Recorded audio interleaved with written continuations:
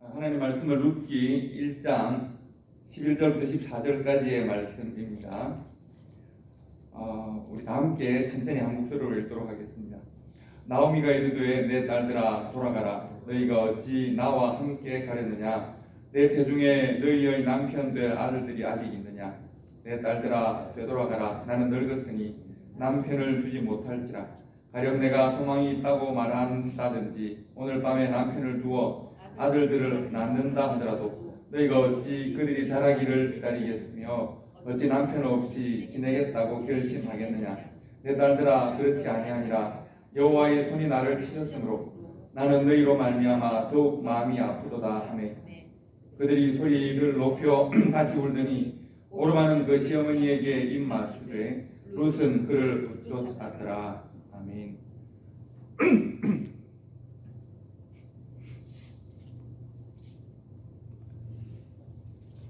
여러분, 우리가 믿음이라고 하는 것을 많은 말로 설명하고 어떻게 하면 더욱 잘 믿을 수 있는지를 우리가 고민할 때가 많습니다. 그러나 성경이 말하는 믿음은 때로는 굉장히 단순하게 우리들에게 다가올 때가 있습니다. 오늘 말씀도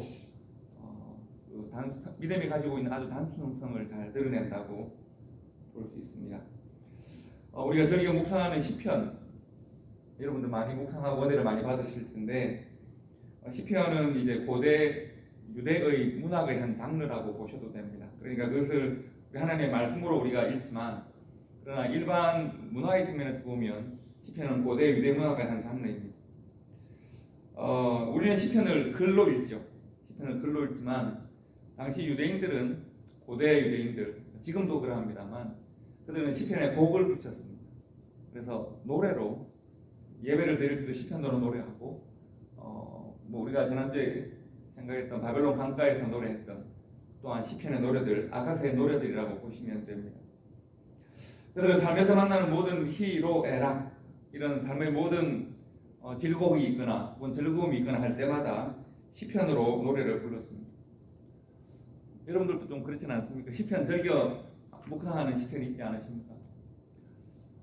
아마 제게 시편 150편 중에서 가장 감상적이고 아름다운 표현이 뭔가 어떤 구절을 좋아하느냐 물어보면 여러 구절이 있겠습니다만 그 중에 하나가 시편 56편입니다. 시편 56편 8절 보시면 이런 표현이 있습니다. 나의 유리함을 주께서 계수하셨으니 나의 눈물을 주의 병에 담으소서. 이것이 주의 책에 기록되지 아니하였나이까. 이런 표현이 있습니다. 여러분, 이 시편이 기록된 것이 3000년 전 정도입니다. 3000년 전에 우리 믿음의 어떤 선조가 어떻게 이렇게 자기의 마음을 하나님 앞에서 이렇게 문학적으로 탁월하게 표현했을까? 내가 이리저리 정처 없이 방황하고 떠돌아다니는 것을 주님께서 아시지 않습니까? 주님께서 계수하신다. 숫자 세듯이 일일이 세어보신다는 겁니다. 내 형편을 다 아십니다. 그렇기 때문에 내가 흘리는 이 눈물을 이 거친 사막의 바닥에 떨어지지 않게 하시고 이 눈물이 날아가 버리지 않게 사라지지 않게 어디에요? 주님의 눈물병에, 주님이 나를 기억하시는 그 눈물병에 나의 눈물을 담아주세요. 그리고 내 눈물의 이유들, 내가 왜 눈물 흘리는지는 주님이 그 주님의 마음의 책에 기록을 해주세요. 나의 눈물을 주님의 병에, 나의 눈물의 이유를 주님의 책에 기록해 주세요. 주님께서 내 눈물을 알아주시고 내 눈물의 이유를 주님께서 이해해 주시고 알아주신다면 내가 그것이 힘이 되어서 내가 이 고난을 넉넉하게 이길 수 있겠습니다 라고 하는 것이 오늘 그 시편 56편의 내용이라고 말할 수 있습니다. 여러분, 왜 그렇지 않습니까? 우리가 구구절절히 내가 내 가정을 사람들에게 이야기할 때가 있는데 굳이 답을 원하는 게 아니라 내 이야기를 들어주기만 해도 내가 속이 시원하고 내가 뭔가 힘을 얻을 때가 있죠. 시편 56편의 시인은 그런 이야기를 하는 겁니다. 나의 눈물을 주님의 병에 담아주시고 눈물의 이유를 주님의 그 책에 기록해 주시면 주님께서 나에게 들어주시는구나, 주님이 내 편이시구나 하는 것을 아는 것만으로도 내가 넉넉하게 고난을 이길 수 있습니다. 그 이야기를 하는 겁니다. 사실은 제가 이 시를 좋아하는 이유 중에 하나는 제가 어릴 때 봤던 한 그림 때문입니다.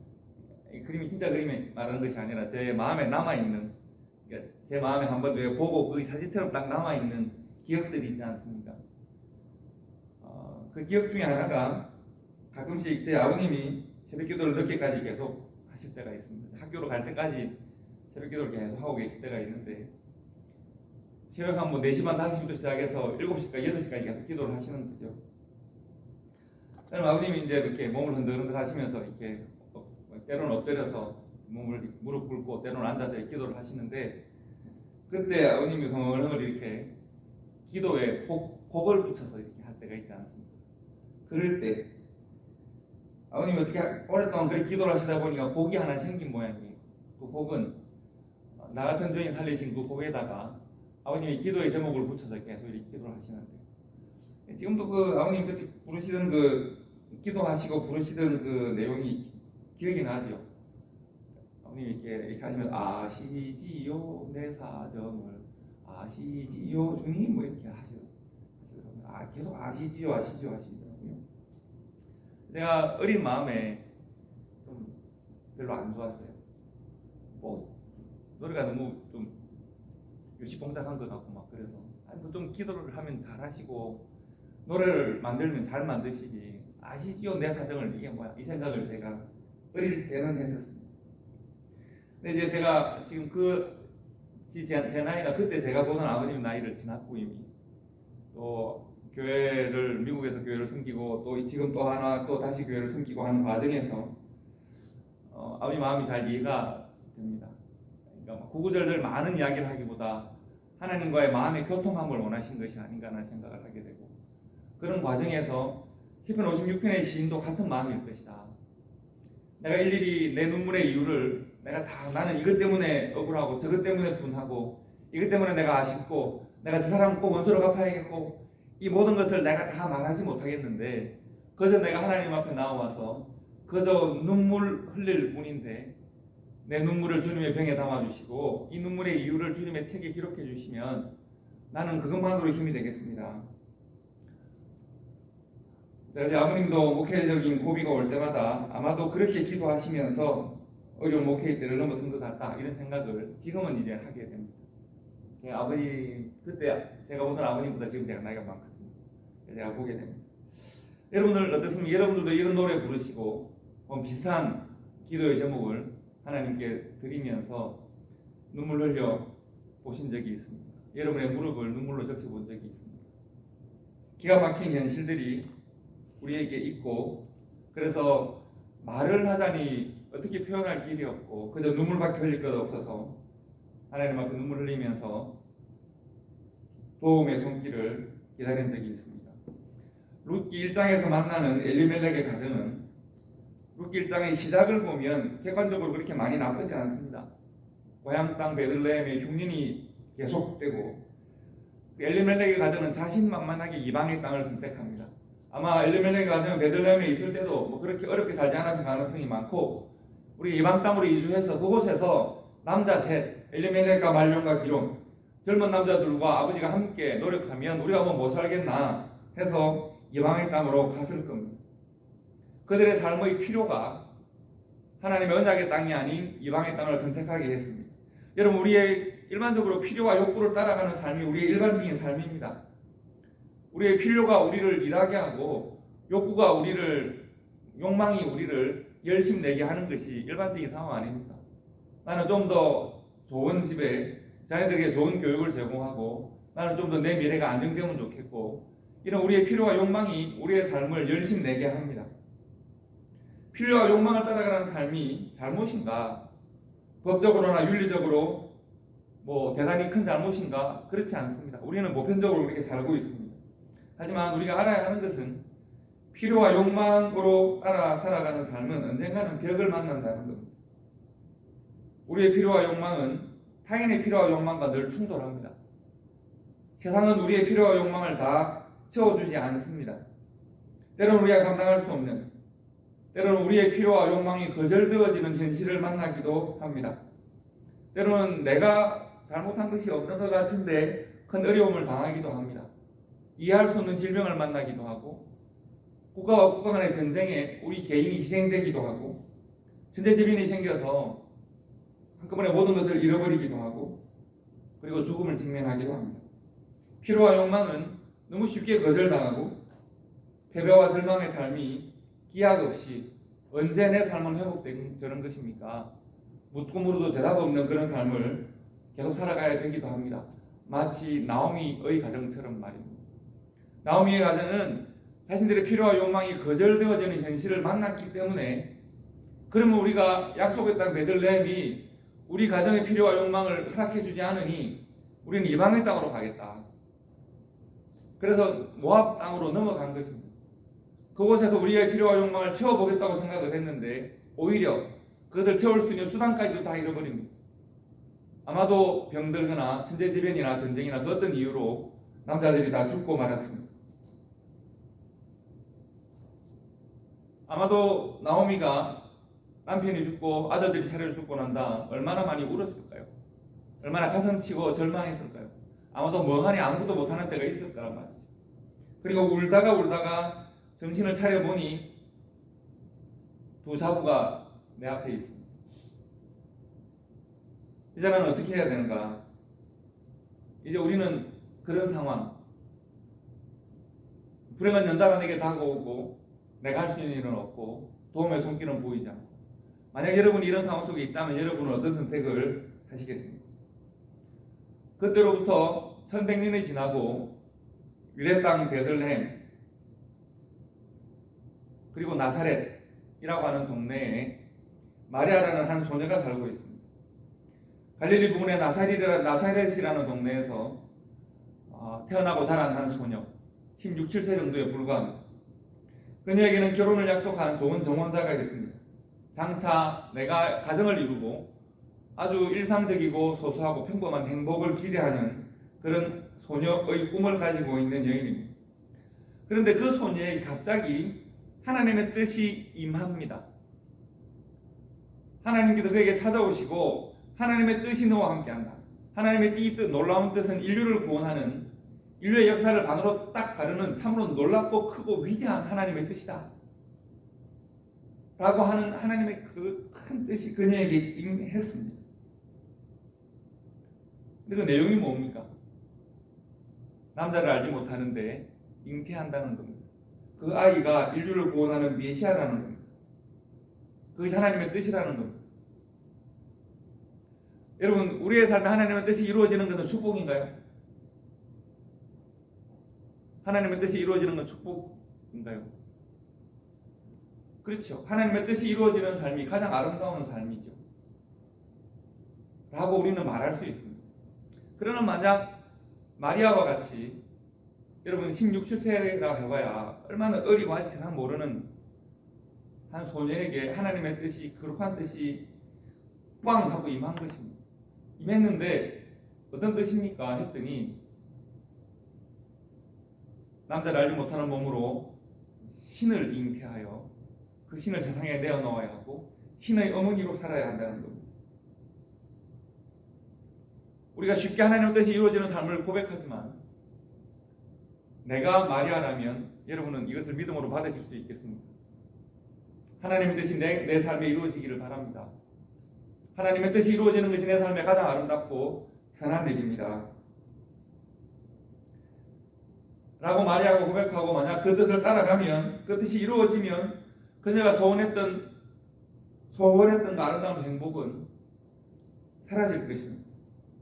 오히려 그녀가 아이를 안고 성전에 올라갔을 때 뭐라고 기도합니까? 칼이 너의 가슴을 찌르듯 할 것이다.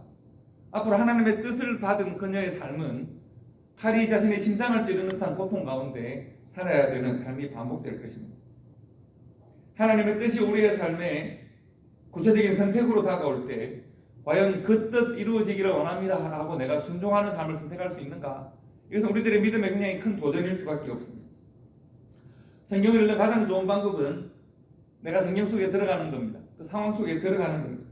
내가 그런 상황 속에 있었다면 나는 과연 어떤 생각, 어떤 판단, 어떤 행동을 했을까? 성경이라는 드라마 속에 내가 들어가는 겁니다. 성경을 사실감 있게 이해하게 만들어줍니다. 만약 내가 마리아라면 어떻게 했을까? 성경 기록하지 않는, 그러나 충분히 상상할 수 있는, 내가 만약 마리아라면 이 크고 놀라운 계획이 나에게 꽝 하고 임했을 때 맨 처음 보이는 반응은 뭘까요? 나를 그동안 나는 하나님의 아들을 잉태하는 특별한 사람으로 될 수 있어라고 하는 생각을 한 번도 해본 적이 없으니까. 나는 평범하고 그냥 보통의 한 소녀에 불과하니까. 나는 일상의 행복을 꿈꾸는 가정을 이루고 일상적으로 나는 가정을 이루어서 자녀를 생산하고 남편과 함께 매일매일 일용할 양식으로 감사하고 살아가는 아주 소소한 행복을 꿈꾸는 한 여인에 불과했으니까 그 여인에게 하나님의 뜻이 임했을 때 너무 놀랍고 너무 큰 것이기 때문에 당연히 질문하겠죠. 하나님 왜요? 왜 하필이면 나 같은 사람에게? 그럼 내 삶은 어떻게 되나요? 그러면 나는 더 이상 일상의 모든 행복을 포기해야 하나요? 하나님 요셉은 나와 결혼해 줄까요? 사람들은 내가 성령으로 잉태하여 이 아들을 생산했다는 것을 믿어 줄까요? 아마 처음 천사를 만나고 난 이후에 이게 꿈인지 생신지 의심을 하기도 했을 테고, 그러나 점점 배가 불러오고 이것이 점점 나는 남들을 알지 못하는 내가 임신의 현실들이 사실로 받아들여지게 될 때 과연 나는 괜찮은가? 나는 이 세상에서 과연 살아가는 일이 괜찮은가? 내 정원자는 과연 믿어주나? 여러 고민들을 할 수밖에 없을 것입니다. 그러나 그럼에도 불구하고 내가 하나님의 뜻을 내 삶으로 받을 것인가? 한 소녀가 하나님의 큰 뜻을 받아들이기 위해서는 얼마나 많은 가슴을 치는 고통과 흘리는 눈물이 있어야 이것이 하나님의 뜻이 내 삶으로 들어오게 되겠습니까?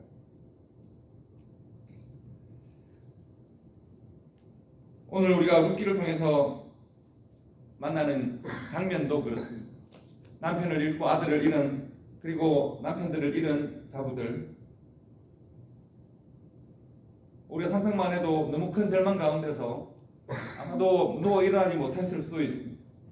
통곡하고 가슴을 치고 옷을 찢었을 겁니다. 그리고 룻기 1장 마지막 부분에 우리가 본 말씀 중에 보면 울다가 지친 그 여인들이 함께 모여서 정신을 차리고 이제 우리는 어떻게 하면 좋을까 이야기하는 겁니다.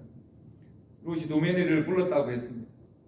그리고 이 모든 과정은 그들이 다 함께 공유하고 알고 있는 상황이니까 나오미는 어머니로서 지금의 이 상황을 비로소 신앙적으로 해석합니다.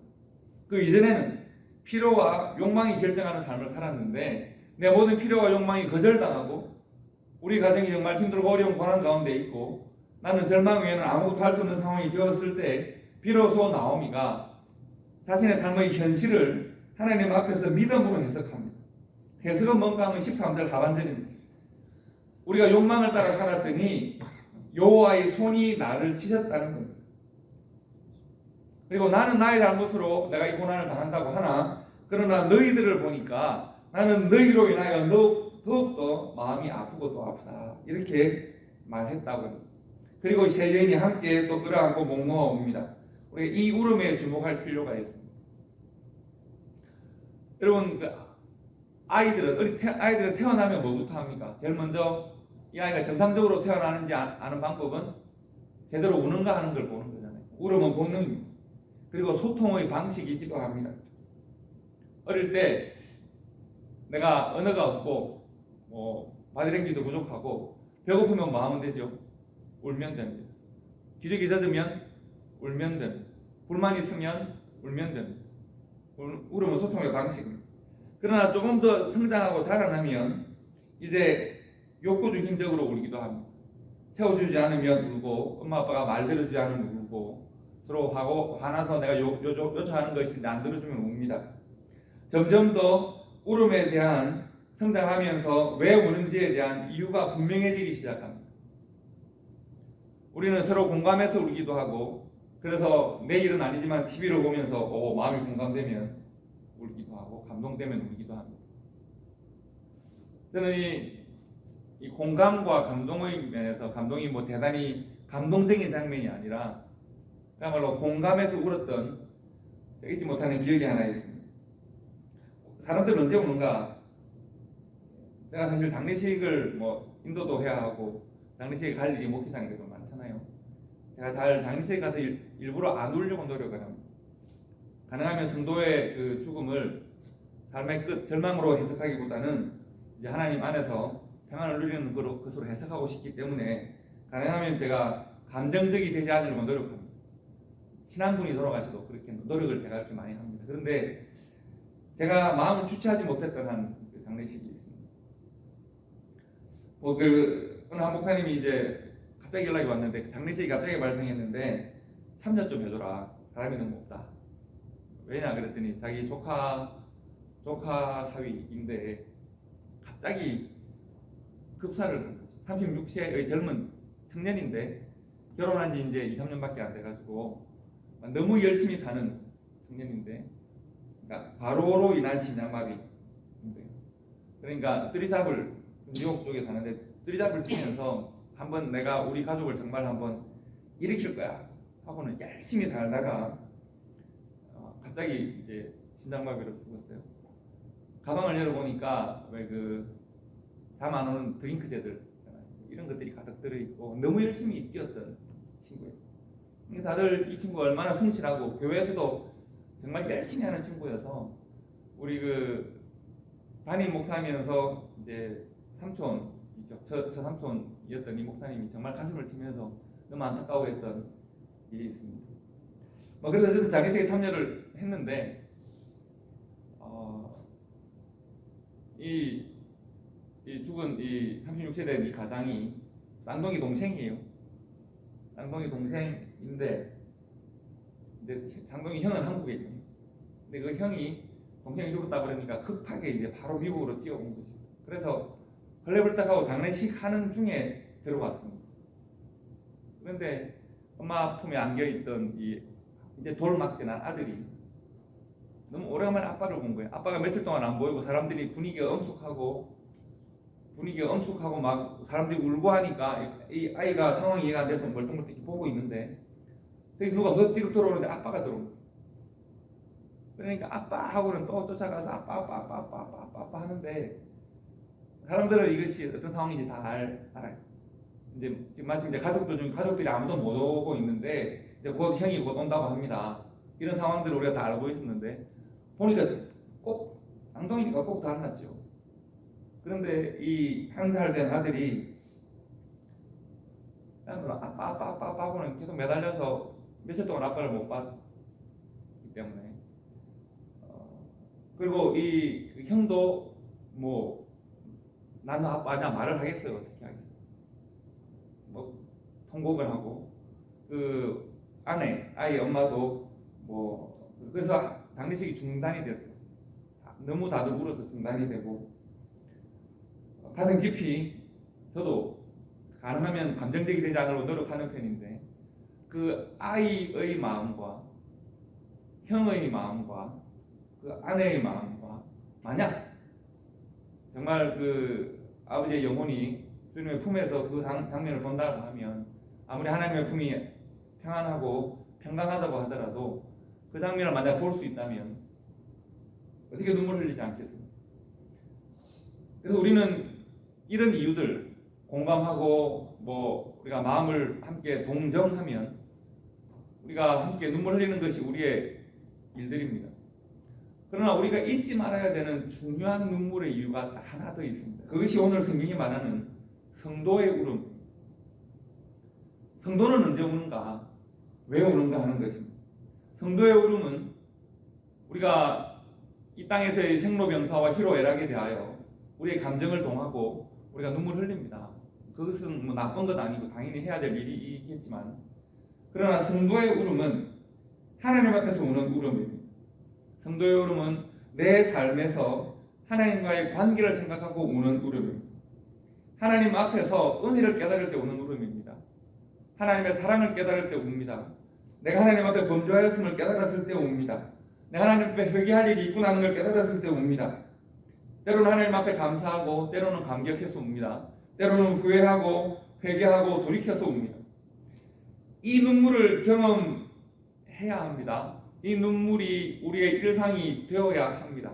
이 눈물이 있지 않고서는 이 눈물이 없다면 성도의 진정한 회복은 참 길이 멀고도 험합니다. 나오미는 욕망으로 살아갈 때는 눈물이 메말랐었습니다. 필요로 살아갈 때는 눈물이 메말랐었습니다. 필요와 욕망이 나를 인도한다고 생각했기 때문입니다. 그러나 내 모든 필요와 욕망이 거절당하고 내가 할 수 있는 일이 아무것도 없을 때 내가 울고 또 울었더니 이제 내 마음과 생각이 맑아져서 하나님이 보이기 시작합니다. 내가 필요와 욕망으로 살았더니 세상은 나를 거절하고 내가 하나님을 떠나 있었구나. 그래서 표현하기를 여호와의 손이 나를 치셨구나. 내 삶은 하나님이 개입하는 삶이었구나 라고 고백하게 될 때 비로소 나오미의 새로운 삶이 시작되는 겁니다.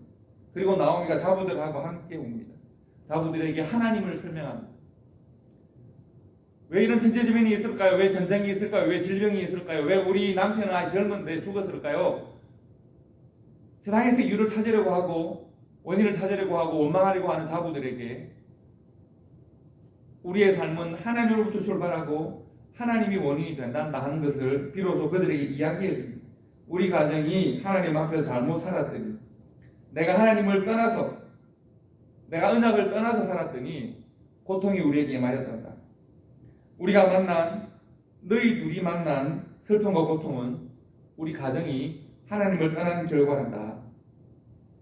나오미는 자신의 절망적 삶의 현실에 대한 하나님의 뜻을 비로소 생각하기 시작합니다.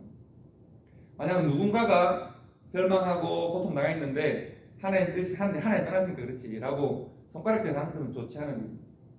그러나 절망의 당사자인 나오미 자신이 내 삶을 하나님 앞에 돌이키는 바로 이것은 하나님 앞에서의 중요한 신앙의 고백입니다.